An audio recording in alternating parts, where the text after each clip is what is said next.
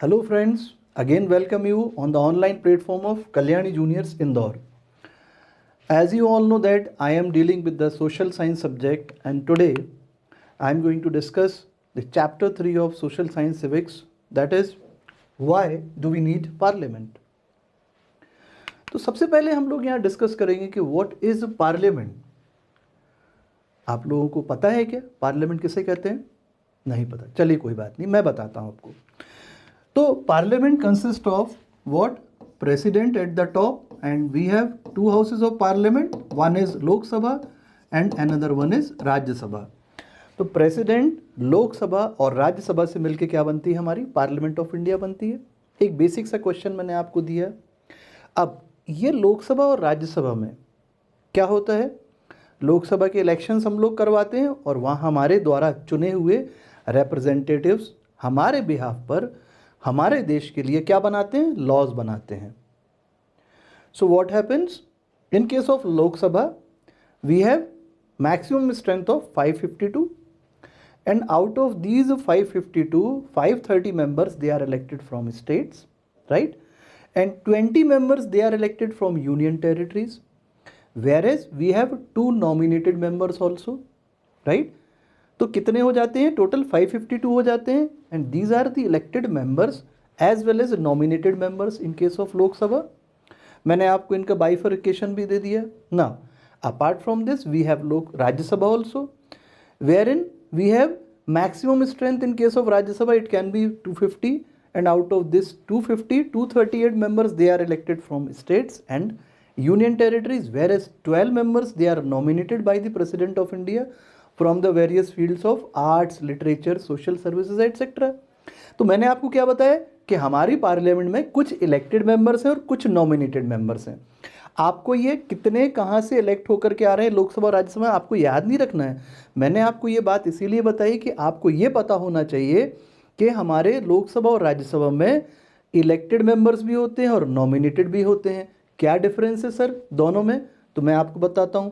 जब हम elected members की बात करते हैं तो वहां जो भी एलिजिबल वोटर्स होते हैं वो अपना वोट कास्ट करके अपने रिप्रेजेंटेटिव को चुन करके कहां भेजते हैं?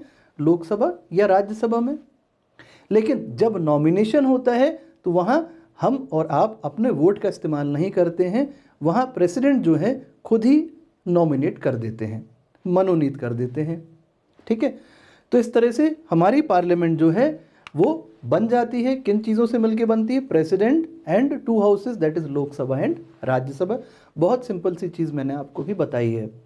So it is an assembly of the representatives, है ना, ऑफ अ पॉलिटिकल नेशन और पीपल. अब दूसरी बात क्या है यहाँ पर समझने वाली? एन असेंबली और डेलिबरेटिव असेंबली. देखिए क्यों है ये डेलिबरेटिव असेंबली, ये समझ लीजिए. छोटी सी बात है. जब लोकसभा के इलेक्शंस होते हैं, जो भी पार्टी मेजॉरिटी में जीतती है, 50% प्लस वोट्स जिस पार्टी के पास भी जाते हैं, वो पार्टी क्या होती है? अपनी सरकार बनाती, गवर्नमेंट बनाती. ये बात तो अपने को पता है, पिछले लेक्चर में मैंने डिस्कस करी थी. इस पार्टी का जो भी लीडर, जो मेंबर्स होते हैं पार्टी के, वो जिसको अपना लीडर चुन लेते हैं, that leader is appointed as the prime minister by the president of India. और इसके बाद क्या होता है? ये प्राइम मिनिस्टर अपने काउंसिल ऑफ मिनिस्टर्स का गठन करते हैं, कॉन्स्टिट्यूट करते हैं. और इसके बाद क्या होती है? एक असेंबली फॉर्म कर ली जाती है, राइट. तो एक डेलिबरेटिव प्रोसेस है ये, अपने आप कुछ नहीं हो जाता है. दैट इज वाई यहाँ पर क्या वर्ड यूज किया गया? Deliberative assembly, conference etcetera. तो ये तो मैंने आपको बहुत सिंपल शब्दों में कोशिश करी थी कि पार्लियामेंट क्या होती है. आशा आप लोगों को समझ में आया होगा. अब अगला क्वेश्चन आपको क्या बनता है कि why do we need a parliament? हमें पार्लियामेंट की जरूरत क्यों पड़ती है? तो अब क्या होता है?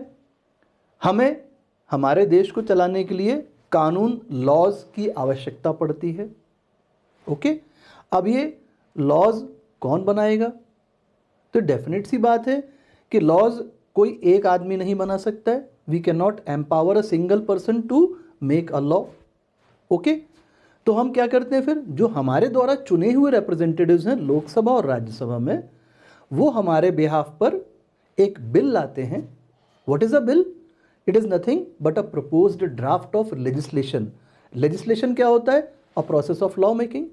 तो जो लॉ हमें चाहिए है उसके लिए एक ड्राफ्ट बनाया जाता है। उस ड्राफ्ट पर दोनों हाउसेस डिस्कस करते हैं, लोकसभा और राज्यसभा, दोनों हाउसेस अलग अलग पास करते हैं। उसको कहाँ भेज देते हैं? प्रेसिडेंट साहब के पास, उनकी सहमति लेने के लिए, एसेंट लेने के लिए। और जब प्रेसिडेंट साहब अपनी सहमति यानी एसेंट दे देते हैं तो बिल क्या बन जाता है? एक एक्ट बन जाता है, अधिनियम बन जाता है, कानून बन जाता है। तो हमारी पार्लियामेंट क्या करती है? लॉज बनाती है हमारे देश के लिए, हमारे नागरिकों के लिए, उनके भले के लिए। अगर कहीं कोई क्राइम हो रहे हैं, है ना, उनको रोकने के लिए इन लॉज में क्या होते हैं? रूल्स होते हैं, इनमें पनिशमेंट्स होते हैं। इन लॉज के आधार पर हमारी जुडिशरी क्या करती है? जजमेंट्स डिलीवर करती है। तो ये बात समझ में आ गई। तो मैंने आपको फर्स्ट पॉइंट यहाँ पर क्या दिया हुआ है? We need a parliament for making new laws in the country and changing and abolishing existing laws. देखिए, हमारे पास बहुत सारे बहुत पुराने कानून भी हैं जो कि अंग्रेज़ों के समय से चले आ रहे हैं अभी तक। उनमें जो रूल्स हैं, जो प्रोविजंस हैं, वो पुराने हो चुके हैं, आज की डेट में वो लागू नहीं हो सकते हैं। तो ऐसे लॉज जो अब आप कह सकते हैं ओल्ड हो गए हैं, उनको ख़त्म करना, उनमें चेंजेस करना, ये जिम्मेदारी भी किसके पास होती है? पार्लियामेंट के पास। इसीलिए हमें किसकी आवश्यकता होती है? पार्लियामेंट की आवश्यकता होती है। इसके अलावा हमारी जो गवर्नमेंट है ना, हमारे पास जो और अदर ऑर्गन्स होते हैं जुडिशरी के अलावा, जैसे एग्जीक्यूटिव ऑर्गन है ना, और लेजिस्लेटिव ऑर्गन तो खुद कौन हो गया? हमारी पार्लियामेंट ऑफ इंडिया हो गई, है ना। तो अभी जो एग्जीक्यूटिव ऑर्गन्स होते हैं, अब आप सोच रहे होंगे एग्जीक्यूटिव क्या बोल रहे हैं सर? तो देखिए, एक बात तो आप लोग जानते हैं कि हमारे देश में बहुत सारी मिनिस्ट्रीज़ हैं। Agriculture ministries there, home ministries there, finance ministries there, defence ministries there. हर एक मिनिस्ट्री को एक मिनिस्टर हेड करता है। क्लियर हो गई बात? अब ये मिनिस्ट्रीज़ क्यों होती हैं भाई? क्या करती हैं मिनिस्ट्रीज़? ये मिनिस्ट्रीज़ क्या करती हैं? पॉलिसीज़ लाती हैं। जैसे मैं एग्रीकल्चर मिनिस्ट्रीज़ की बात करूं, एग्रीकल्चर मिनिस्ट्री एग्रीकल्चर के एक्सटेंशन के लिए, एग्रीकल्चर के प्रोडक्शन को बढ़ाने के लिए, किसानों के हित के लिए क्या लाती हैं? पॉलिसीज़ लाती हैं। ये बात समझ में आ गई? तो हमारे जो एग्जीक्यूटिव्स हैं यानी जो मिनिस्टर्स हैं, वो क्या करते हैं? पॉलिसी फॉर्मुलेशन का काम करते हैं। तो the main function of any ministry is what? Policy formulation. In policies के बदौलत ही आज हमारा देश यहाँ तक पहुँचा है। तो जितनी हमारी अच्छी पॉलिसीज होंगी, जितनी इफेक्टिव पॉलिसीज होंगी, उतना ही हमारा क्या होगा? हमारी जीडीपी बढ़ेगी, हमारी इकोनॉमी की ग्रोथ होगी। ये बात तो आपको समझ में आ रही है। अब ये जो पॉलिसीज़ होती हैं, इनको कैसे इम्प्लीमेंट किया जाएगा? इनको इम्प्लीमेंट करने के लिए हमें लॉज की आवश्यकता होती है। ये लॉज कहाँ बनाए जाते हैं? पार्लियामेंट ऑफ इंडिया में बनाए जाते हैं, राइट। अब इन लॉज के थ्रू क्या होता है? हम इन एग्जीक्यूटिव, इन मिनिस्टर्स को कंट्रोल करते हैं। ये बात आपको क्लियर हो गई? तो हमें पार्लियामेंट की आवश्यकता क्यों है? और we need a parliament to control the executive organs of the government. ये बात क्लियर हो गई आपको? चलिए आगे बढ़ते हैं। अदर देन दिस, हमारी गवर्नमेंट बहुत सारे प्रोजेक्ट प्रोग्राम्स लेकर के आती है, ठीक। इन प्रोजेक्ट्स प्रोग्राम्स को इम्प्लीमेंट करने के लिए क्या चाहिए? हमें पैसा चाहिए, बजट चाहिए, मनी चाहिए, ठीक है ना। अब ये पैसा कहाँ से आएगा? तो डेफिनेट सी बात है, हमारी पार्लियामेंट इनको डिसबर्स करेगी। इस पैसे को डिसबर्स करने के पहले हमें क्या चाहिए? उस पैसे को कि उस पर सहमति चाहिए पार्लियामेंट की। अब ये पार्लियामेंट की सहमति क्यों? अरे भाई, हमने ही तो चुन करके हमारे रिप्रेजेंटेटिव्स को वहाँ पर बिठाला है, और वो हमारे बिहाफ पर क्या करते हैं? उन प्रोजेक्ट्स प्रोग्राम्स के लिए जो भी जिस मिनिस्ट्री के द्वारा जो पैसा मांगा जाता है, उसको क्या करते हैं? सैंक्शन कर देते हैं। तो इस तरह से जो पब्लिक मनी होती है, पब्लिक मनी क्यों कहते हैं भैया? क्यों कहते हैं पब्लिक मनी? ये हमारा आपका ही पैसा है जो हम लोग गवर्नमेंट को टैक्स के फॉर्म में दे देते हैं। और ये जो गवर्नमेंट का एक फंड होता है जिसको कहते हैं कंसोलिडेटेड फंड ऑफ इंडिया, ये वहाँ पर जाकर के इकट्ठा हो जाता है और उस फंड में से ये पैसा खर्च किया जाता है, इसीलिए इसको पब्लिक मनी कहा जाता है। तो this can be spend only with parliamentary sanction. In this way parliament controls the finances of the government. तो इस तरीके से पार्लियामेंट क्या करती है? गवर्नमेंट के फाइनेंसेस को कंट्रोल भी करती है। ये बात छोटी सी थी, आशा आपको क्लियर हो गई होगी। चलिए, अब people elect their representatives to the parliament, then one group from among these elected representatives forms the government। हम लोग क्या करते हैं? हमारे representatives को इलेक्ट करके पार्लियामेंट में भेज देते हैं, है ना। और उनमें से एक जो भी ग्रुप जो मेजॉरिटी में आता है, वो अपनी क्या करता है? सरकार बना देता है। इट फॉर्म्स द गवर्नमेंट, ठीक है। Apart from this, parliament controls and guides the government also, है ना। हमारे पास, आप सोचते होंगे गवर्नमेंट क्या होती है? तो हमारे पास सेंट्रल गवर्नमेंट है, ओके। सेंट्रल गवर्नमेंट में भी group A, group B, group C, group D, इस तरह से क्लासिफिकेशन है सेंट्रल गवर्नमेंट का। अभी आप लोग जब और बड़े होंगे इन बातों को आप लोग अच्छे से समझ जाएंगे। इसके अलावा हमारे पास स्टेट गवर्नमेंट है ना, और लोकल गवर्नमेंट है। तो इन गवर्नमेंट्स को गाइड करना और कंट्रोल करना ये जिम्मेदारी भी किसके पास होती? पार्लियामेंट की। इसलिए हमें पार्लियामेंट की आवश्यकता होती। Okay. So in this sense, people through their chosen representatives form the government and also control it. तो इस तरीके से हम आप लोग ही क्या कर रहे हैं? हमारी गवर्नमेंट को कंट्रोल कर रहे हैं। अब आप कहेंगे सर कैसे? अरे भाई हम आप तो कर नहीं सकते, हम आप लोग आम नागरिक हैं।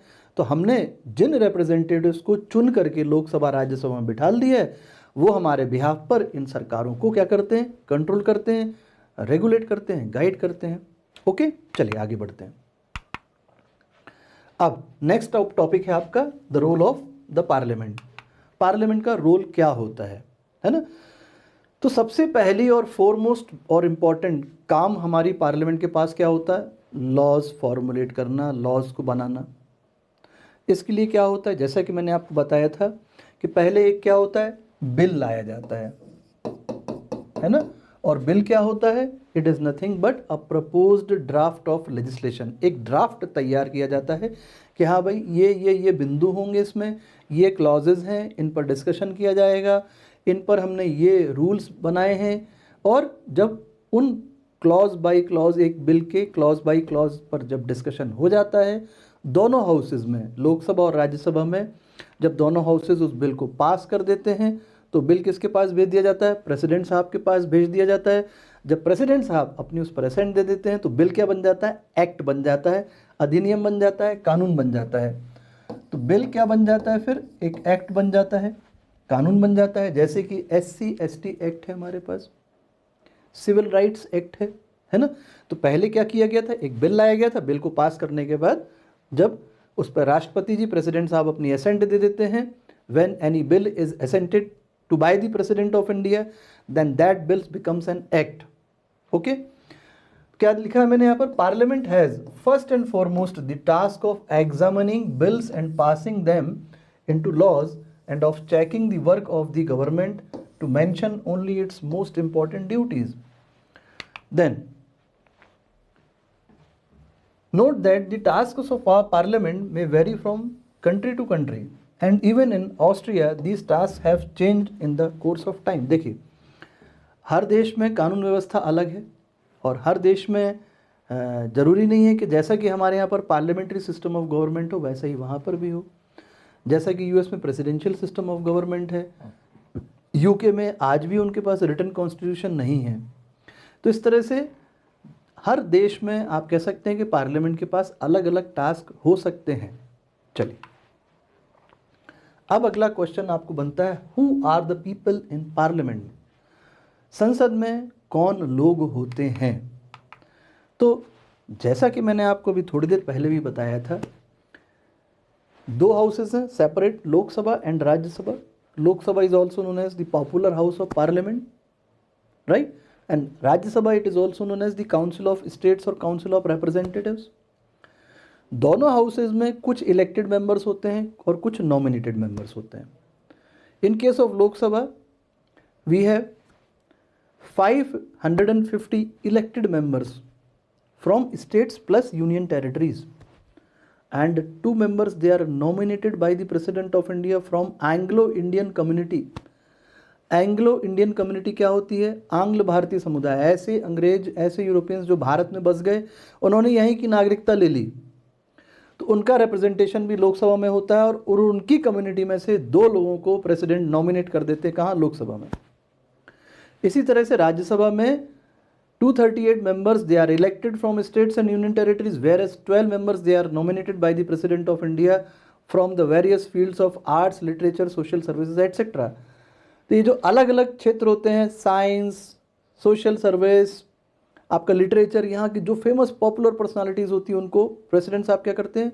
नॉमिनेट कर देते हैं। कहाँ पर? राज्यसभा में।